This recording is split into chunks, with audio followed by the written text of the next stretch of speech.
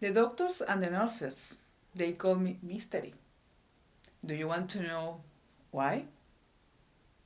I am Anna, counselor and cancer survivor, offering emotional support while you follow your medical team.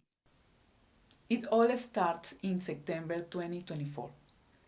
I was lifting weights and suddenly I felt pain in my back and legs.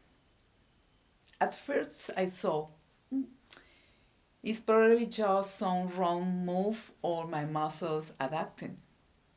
But no, the pain started to grow. I remember one night when it was so intolerable. I could hardly sleep.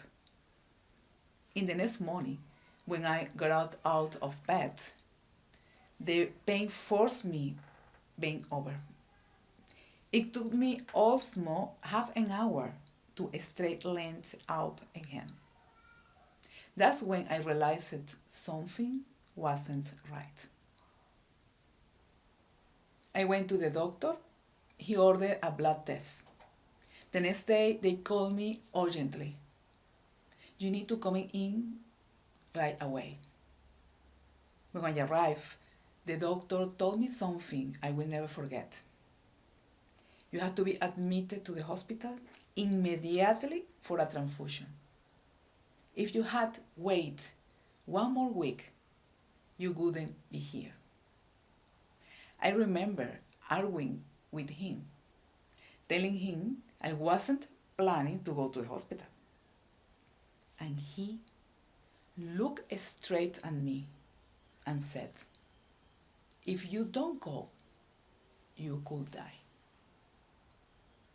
When I arrived at the hospital, the doctors came in one after another. In a moment of calm, I thought, God, I don't want to die now. I just went through a separation. I am starting a new life. There is still so much I want to do. I resist. I didn't want to let it go. It hurt. But after going through that sorrow,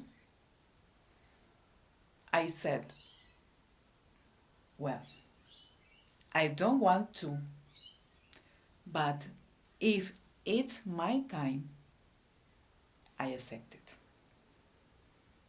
In that instant, I felt peace. That peace didn't last long. They took me to a room and the blood transfusion began.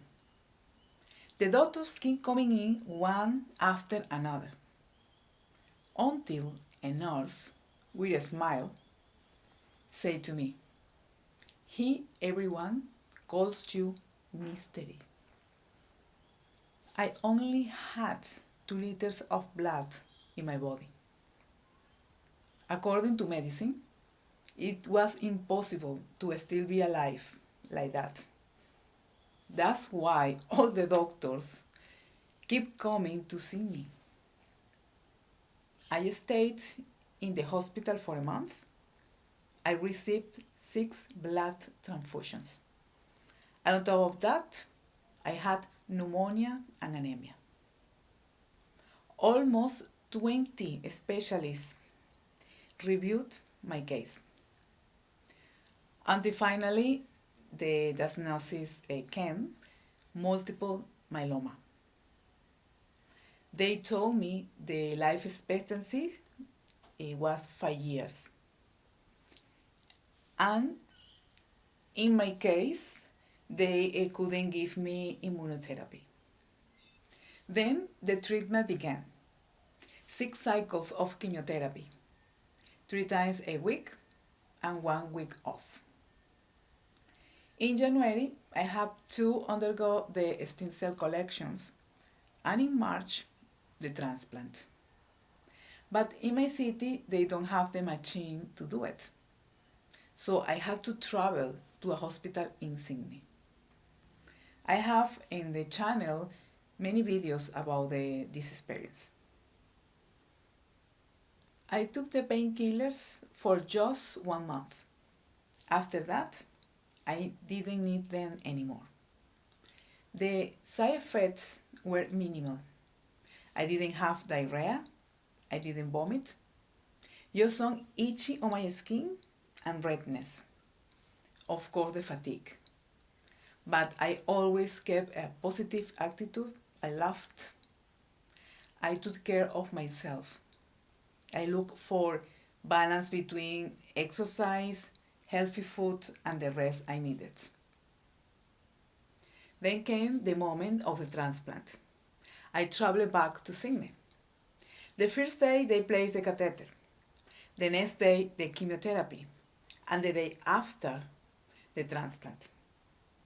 I had no vomiting, no ulcers, no diarrhea, only some digest irritation and pressure in my head because I couldn't sleep. They checked on me every 6 hours. I asked for a few hours without interruption, and that helped me a lot. In the hospital, I tried to keep myself active.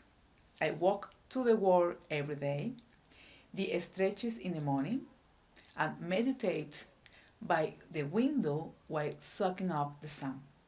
I played music while getting dressed, and when I had the energy, I worked on my projects on my computer. If not, I listened to videos that nurture me on a personal and spiritual level.